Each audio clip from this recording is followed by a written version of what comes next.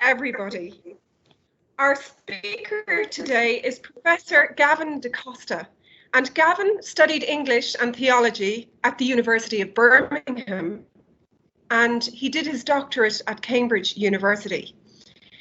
He's professor in Catholic theology at the University of Bristol, and he has held the McCarthy Professorship at the Gregorian University in Rome, the Catholic Church in England and Wales, as well as to the Anglican Church on interreligious dialogue.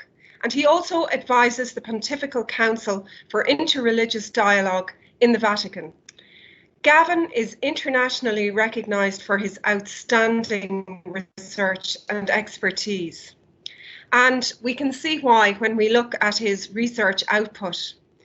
He has had 12 groundbreaking books and publications, 142 journal articles, 66 chapters in books, and 9 edited books, and 11 performance reports and compositions.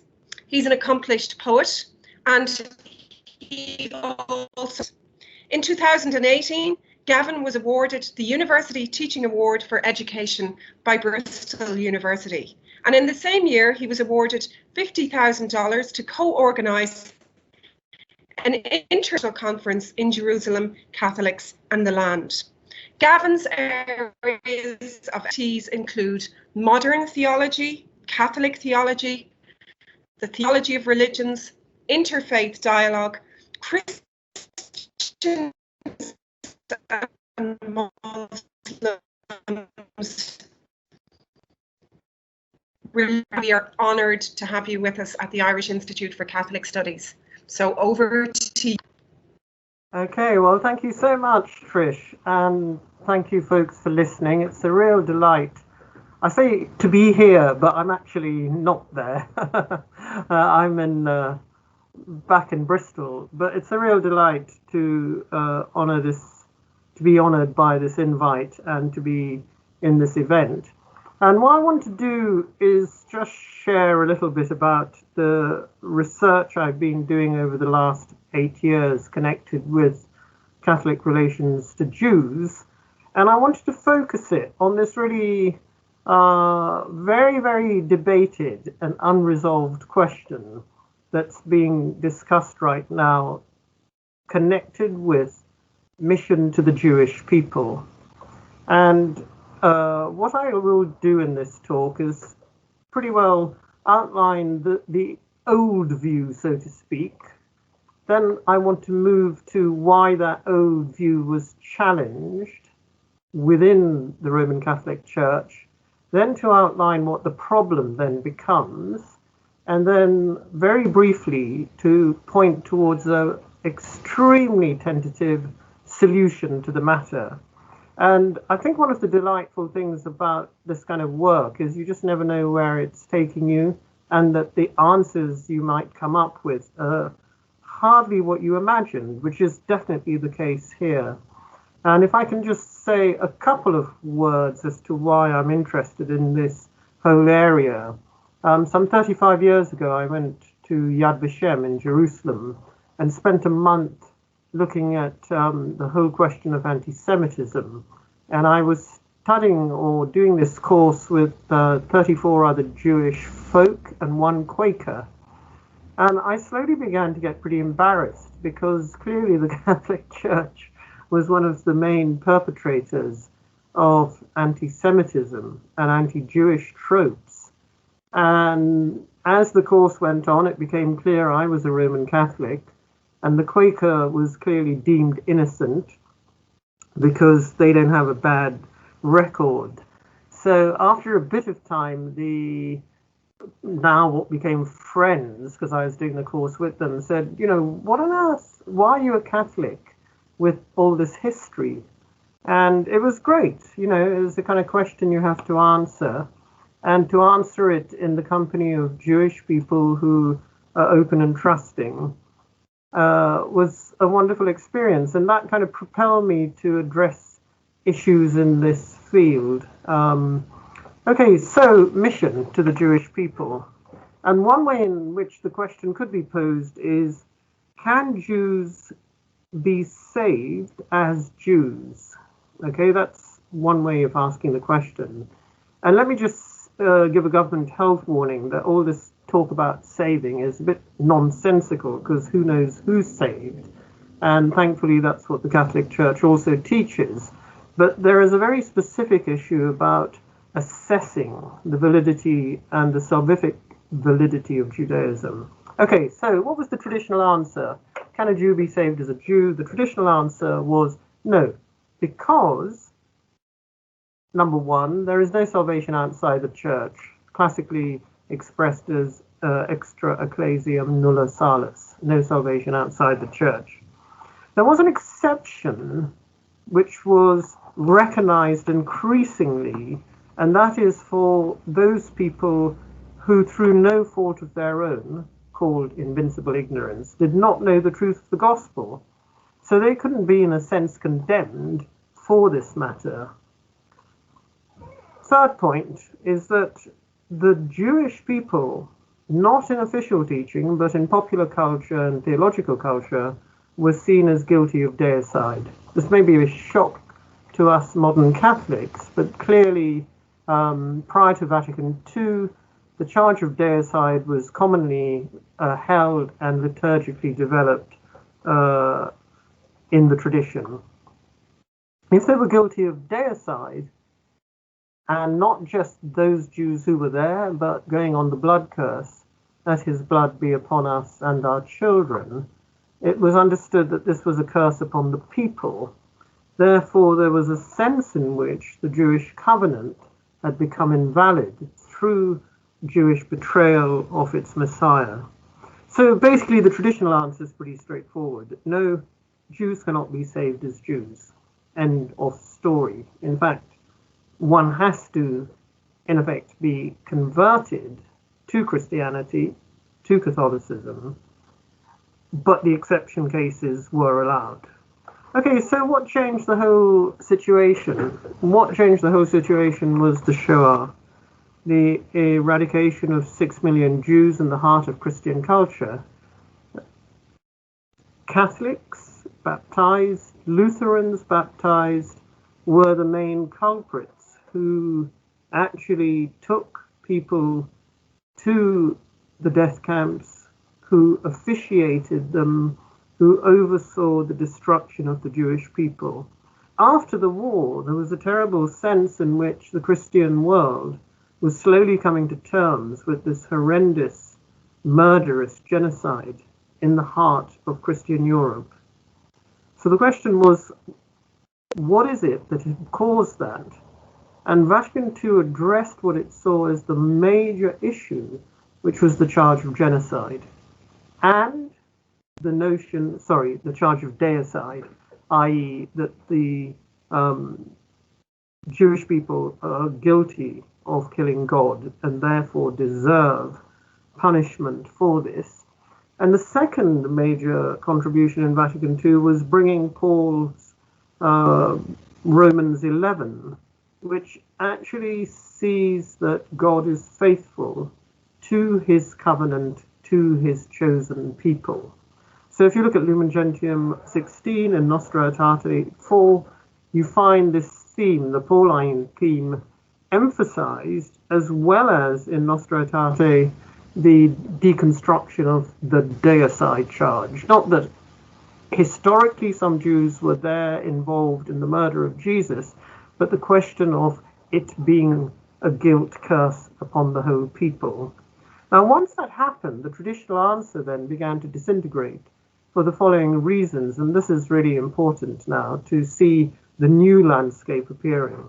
Number one, after Vatican II, it was clear, and it was reiterated in subsequent teachings, that the Jewish covenant is valid and God does not go back on his promises to his people.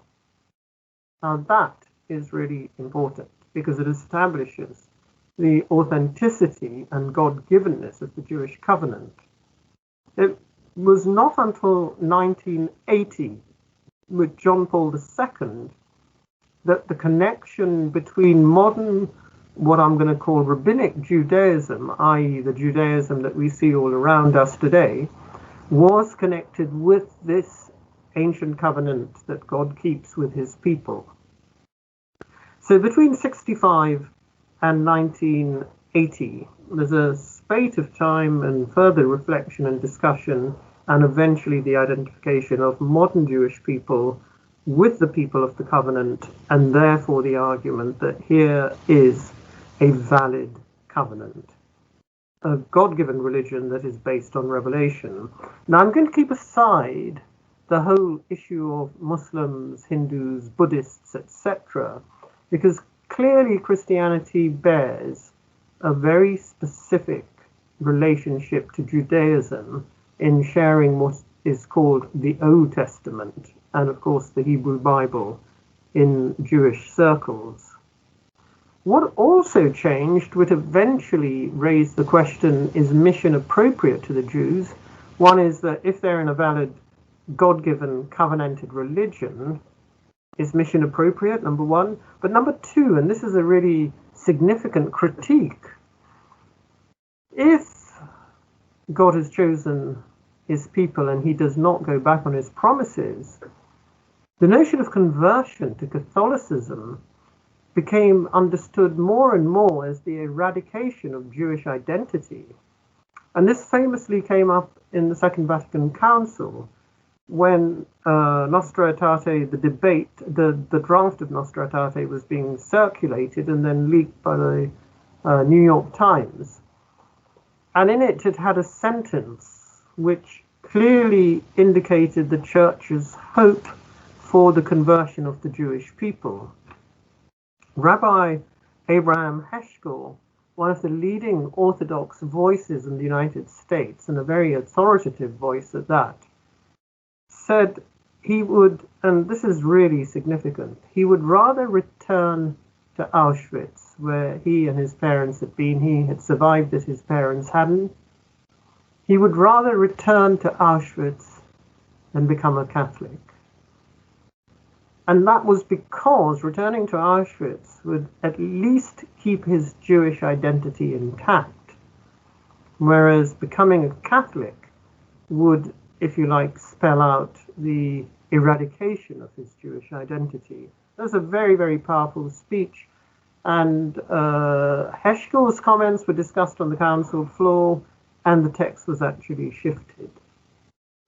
So another objection is, can it be possible to convert a people who have been chosen by God so that they lose their identity? This is objection number two. So objection number one is clear. This is a chosen people, a God-given covenant. Objection number two, conversion would destroy the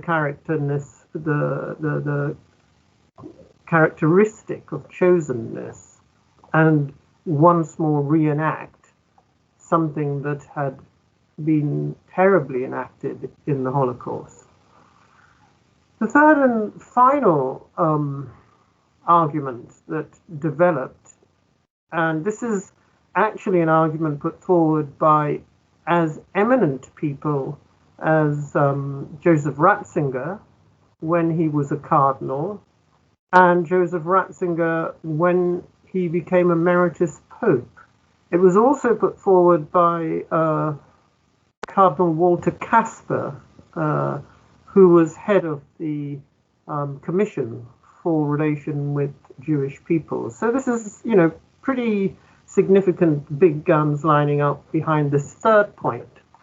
And the third point was that in the letter to the Romans, Paul has made it clear that God will bring the Jewish people in, Romans 11:29, in the end times, so that all his people will be united. And Ratzinger argued, very interestingly, as a private theologian, this is, that therefore it's God's choice when this event happens, and it is not a human choice or effect that must be brought about, i.e. the church must desist. Now, a lot of this came to a head in 2015 in a document celebrating the 50th anniversary of Nostra Aetate.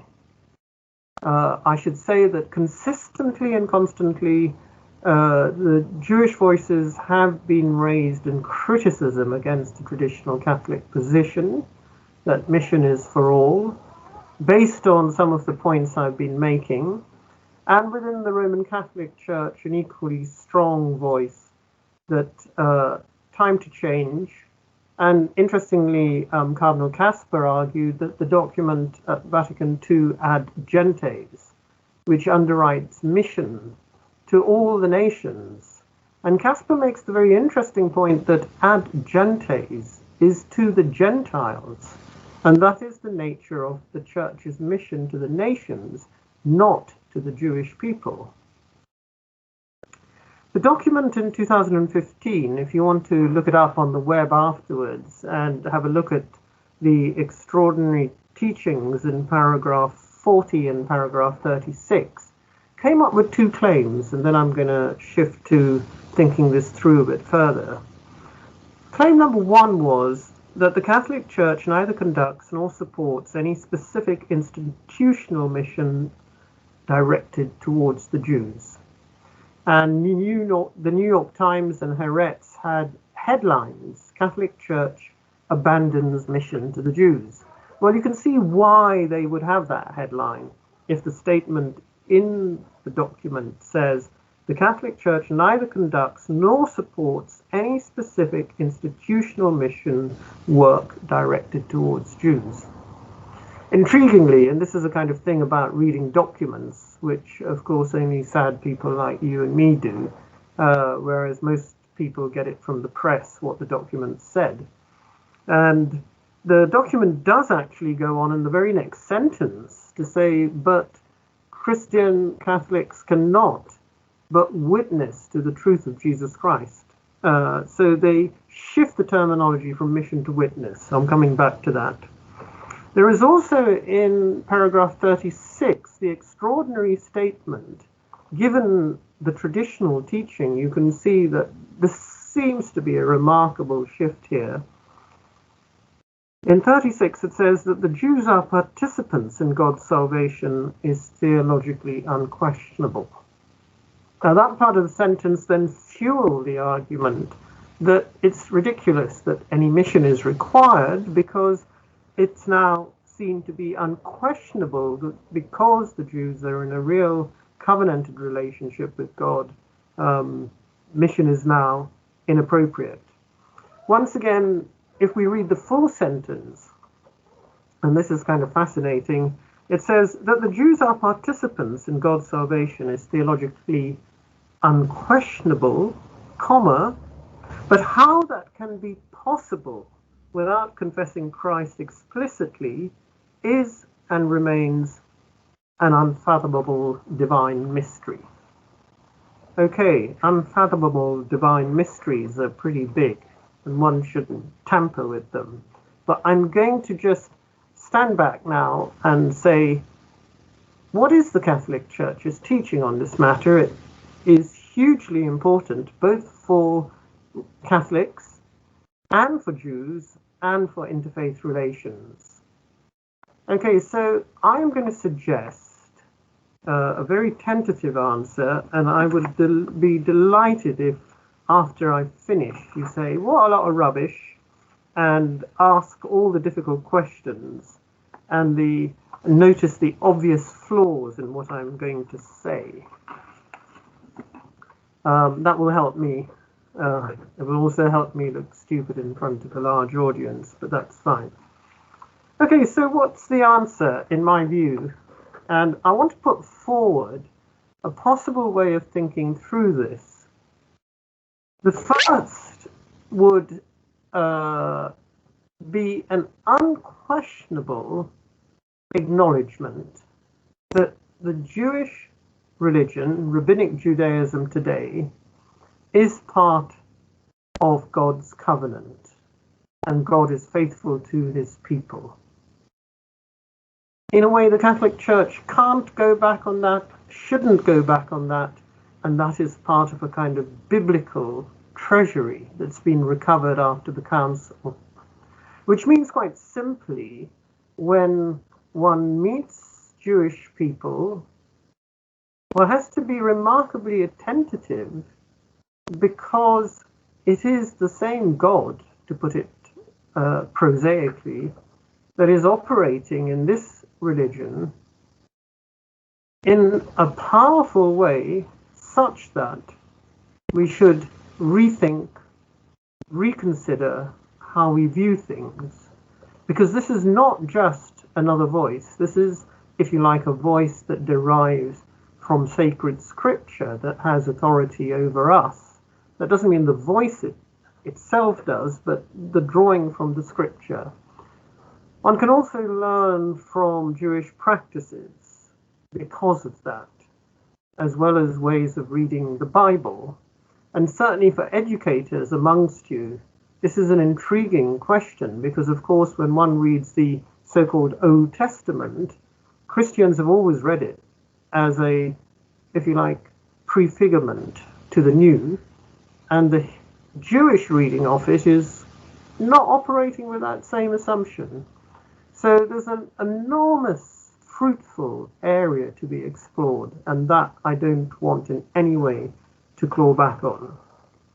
The second point I want to make, though, in my constructive attempt to contribute to this debate, is that in all of the documents of the formal Catholic Church, the Council documents, the Commission for Religious Relation with the Jews, and also in the 2015 document that I've just cited, a position has been constantly, if you like, refused and criticized, which is called a two-covenant theology, a dual covenant theology, or what's sometimes called parallel paths to salvation.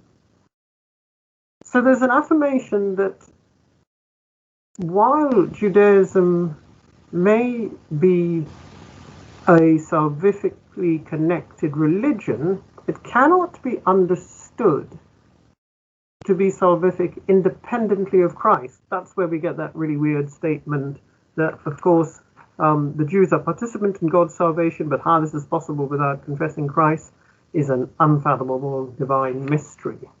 And of course, that has been key to the Church's teachings for a long time, and especially since Vatican II, that salvation is possible outside the visible boundaries of the Church. But it has always been acknowledged that this must be through the grace of Christ. Okay, so that makes sense in terms of saying one can't consider them equally valid paths of salvation and independent or autonomous paths. That within the Catholic worldview, however uncomfortable it is still Christ as the source of salvation. I mean, clearly to any Jewish person, they would laugh away and say, thanks, you can have whatever theories, but for me, Jesus is not the Messiah, and the people who have followed Jesus are pretty bad news, not good news. Okay, that's fine, but the point is actually trying to understand how the Catholic Church can negotiate its way through these tensions. Okay, so the second point then is that the notion of dual covenant or parallel paths to salvation is problematic. Where does this leave us? This leaves us, and now I'm coming to what I'm going to propose as the solution, in an intriguing position of recognizing, and going back to that initial question, do you remember, can Jews be saved as Jews? I just put that question because it's so blunt and terrible, but it's kind of important because the answer has to be yes, vis-a-vis the fact that Jesus, his mother Mary, and the first disciples were all Jews, and there was no question about it. They went to the temple, they prayed as Jews, they undertook all of the festival that were going on. This is not to say that there wasn't a transformation of understanding of those events, but there was no question at all that Jesus and the early disciples weren't Jews. Okay, that's affirmed also in the council documents. So one very intriguing way through our problem is the recognition that the idea for a Jewish person to become a Catholic is an eradication of their Jewish identity is, in fact, contrary to the very foundations of the early church and its composite structure as a Jewish church and eventually and slowly a Gentile church. Now you may think I'm slightly off my rocker here going down this route for a kind of solution to the problem of should there be mission or not. But you'll be intrigued to find out, or at least I was, that in the very same section of gifts, this document that came out in 2015 celebrating the 50th anniversary, there are two paragraphs, and one of them occur in the section on mission. Should there be mission to the Jew? No institutional mission, but yes, witness.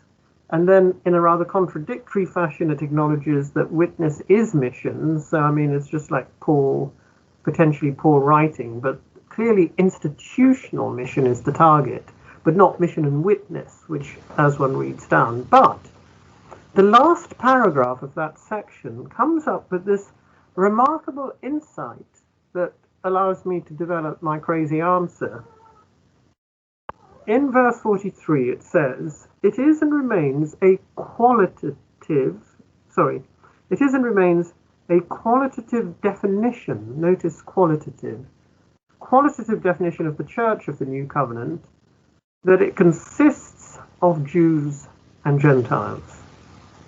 Even if the quantitative proportion of Jewish and Gentile Christians may initially give a different impression, i.e., when you look at the church today, there are how many Jews in it? Very few.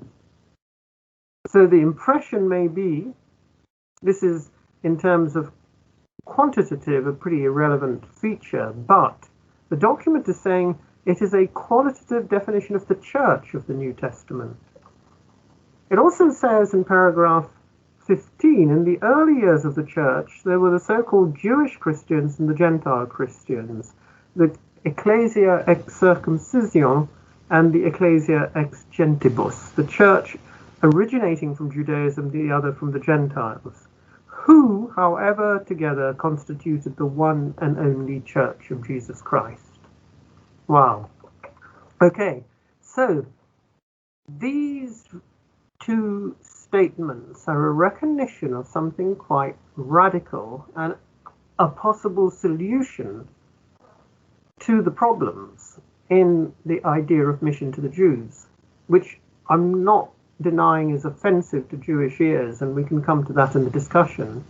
I'm simply wanting to argue that if the actual church is made up of both Jews and Gentiles, and there are two forms of ecclesia united in Christ, we have now the ability to say that if a person who is Jewish becomes Catholic, they don't lose their Jewish identity.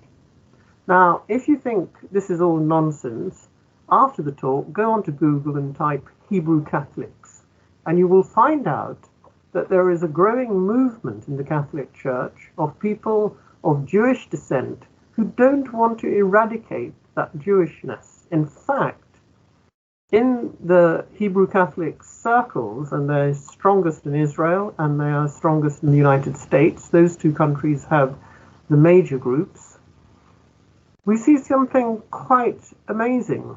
There are some who want to continue practicing as Orthodox Jews, even though the Orthodox Jews won't accept them, and as Catholics. And Catholics would be a little bit uncomfortable and suspicious, perhaps, given the history of someone wanting to practice another religion. Think about that. But it's not another religion. It's actually the tradition and religion out of which Jesus comes.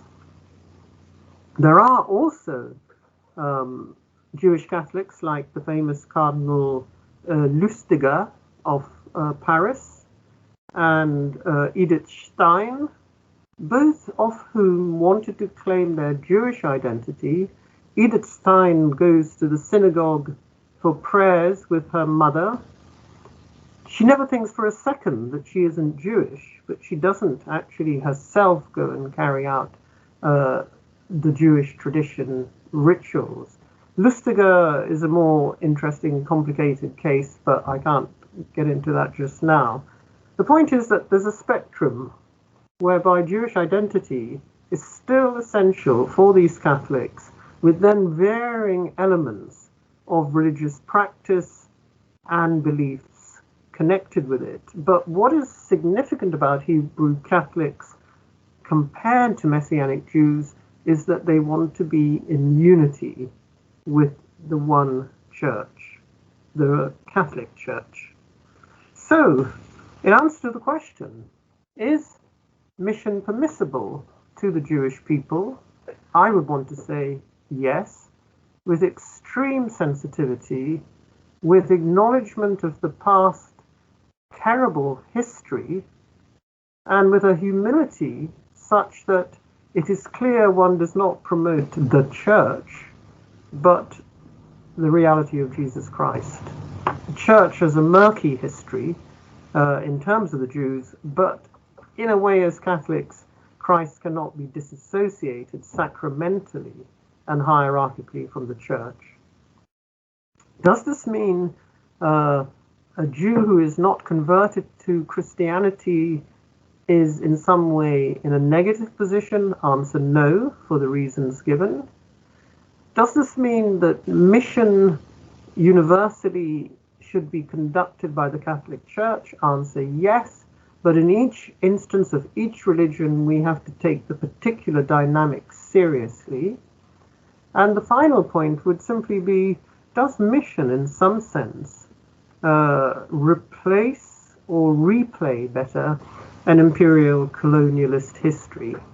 Now, I'm fortunately part of that colonialist and imperialist history. I'm Asian, originally from Goa, and my ancestors were converted from probably the Jesuits in the 16th century move into India through Robert de Nobili. And I was probably not the sort of person they wanted, because my surname, D'Costa, is indicative that I come from a coastal fisherman community, fishing persons community, and probably was an outcast because of dealing with dead fish, dead flesh. And therefore lots of outcast groups were very keen to escape Hinduism in that way, and all converted to Catholicism. But I'm therefore saying that I would not be a Roman Catholic if it were not for mission. I'm not condoning or saying it's cool what missionaries have done. They have done an enormous amount of damage, but also an enormous amount of good. So I think I'm going to stop there so we can have a little bit of discussion on what I'm saying.